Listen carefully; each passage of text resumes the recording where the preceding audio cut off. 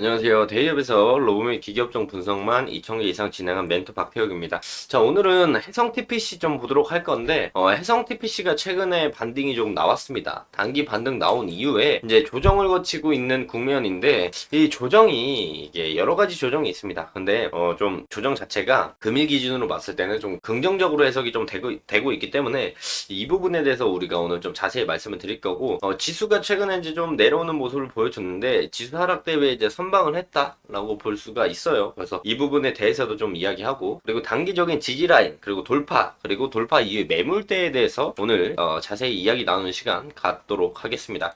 자, 영상 시작하기 전에 앞서서요, 저희 데이업에서는 해당 종목뿐만 아니라 전 종목 모두 꾸준히 추적하고 분석해드리고 있으니까요. 구독과 좋아요 한 번씩만 눌러주시고 해성 TPC 영상 시청해주시면 감사할 것 같습니다.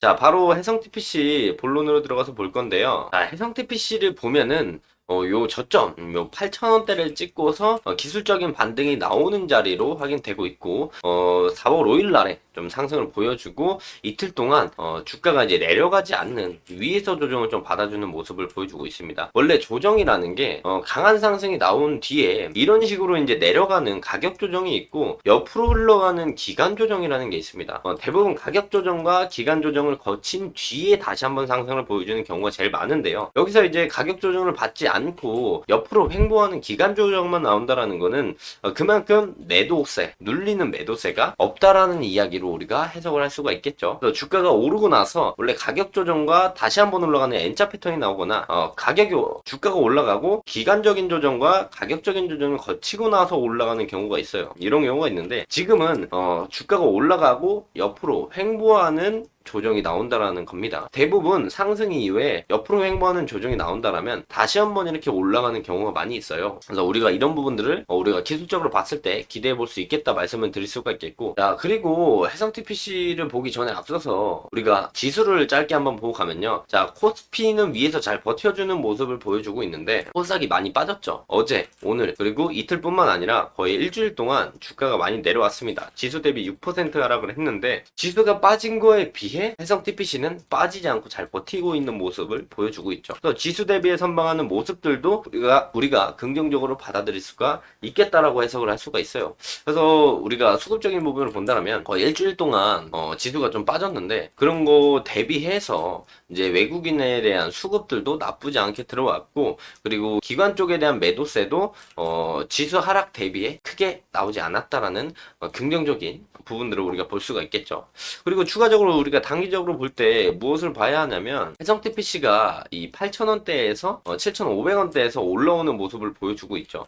올라오는데 이 5일날 강한 수급이 좀 붙어주면서 상승을 해주고 이 위에서 놀고 있단 말이죠. 위에서 빠지지 않고 이런 그림을 보여주고 있어서 이 부분들은 단기적으로 우리가 긍정적으로 볼 수가 있는데, 지금 현재 기준에는 이제 이 해당 라인 5분봉 기준에 해당 라인만 이탈하지 않는다라면 다시 한번 상승의 모습을 보여줄 수가 있다라는 겁니다.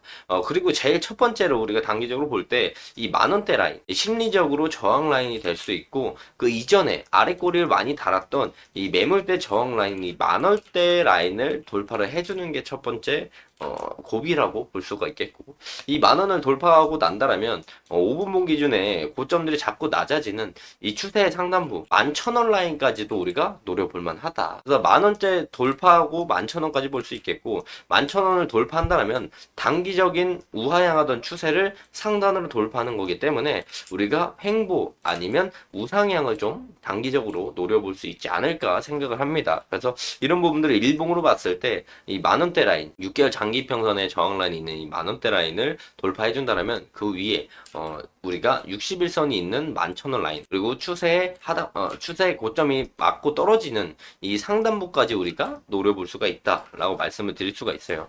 해성 TPC를 볼 때 제가 이제 말씀을 드렸던 게 최대 주주에 대한 변경의 부분은 물 건너갔죠. 그 최대 주주 변경에 대한 기대감으로 주가가 올랐고, 그 이전 가격까지 다시 주가가 내려왔어요. 그렇다면 적정 주가에 내려왔다라고 볼 수가 있겠고, 이 기대감은 소멸이 됐지만 우리가 최대 주주 변경에 대한 기대감을 봤던 건지 아니면 최대 주주가 변경이 되면서 방산에 관련된 방산 로봇에 대한 사업을 진행한다고 해서 우리가 이 부분에 대한 기대감을 봤던 건지를 우리가 염두에 볼 필요가 있다는 걸 말씀을 드렸어요. 그런데 최대 주주 변경에 대한 기대감은 날라갔지만 방산 로봇에 대한 신사업을 진행한다라는 거는 진행한다라고 했었습니다. 저번 영상에서 주총 결과에서 우리가 확인할 수 있었어요. 방산 로봇에 대한 산업은 계속 진행한다. 이 부분은 계속 한다고 했기 때문에 우리가 방산 로봇에 대한 상승 기대감들은 살아있다라고 볼 수가 있겠죠. 최대 주주 변경에 대한 기대감은 사라졌을지언정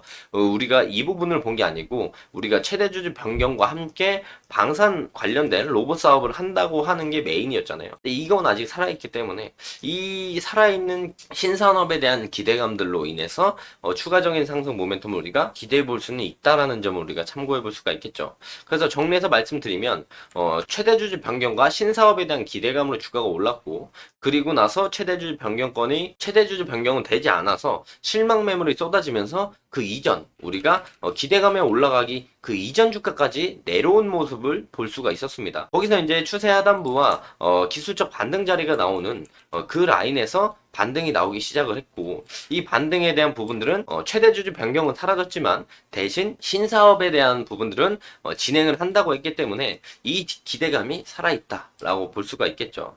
그리고 단기적으로 수급을 본다라고 한다면 우리가 8,000원대, 8,800원대 라인만 이탈해주지 않는다라면 추가적인 상승을 볼 수 있고 그 추가적인 상승에서 매물대 라인이 10,000원 그리고 여기를 돌파하고 나면은 고점이 낮아지는 추세 상단부인 11,000원까지도 우리가 볼 수가 있겠다. 해당 라인들을 돌파하고 난다면 박스나 우상향의 추세를 보여줄 가능성이 높다라는 점을 우리가 참고하면서 해성 TPC를 본다라면은 전략적으로 대응해 나갈 수 있는 방법들이 있지 않을까 생각을 합니다. 자, 해당 영상은 제 개인적인 견해가 많이 담겨 있으니까요. 투자자분들의 주관적인 생각 그리고 제가 말씀드린 해당 내용을 토대로 현명한 선택을 하시면 좋을 것 같고요. 자, 금일 영상이 조금이나마 도움이 되셨다라고 생각을 하신다면요. 구독과 좋아요 한 번씩만 눌러주시고 응원의 댓글도 많이 남겨주시면 감사할 것 같습니다. 금일도 영상 끝까지 시청해 주셔서 감사합니다.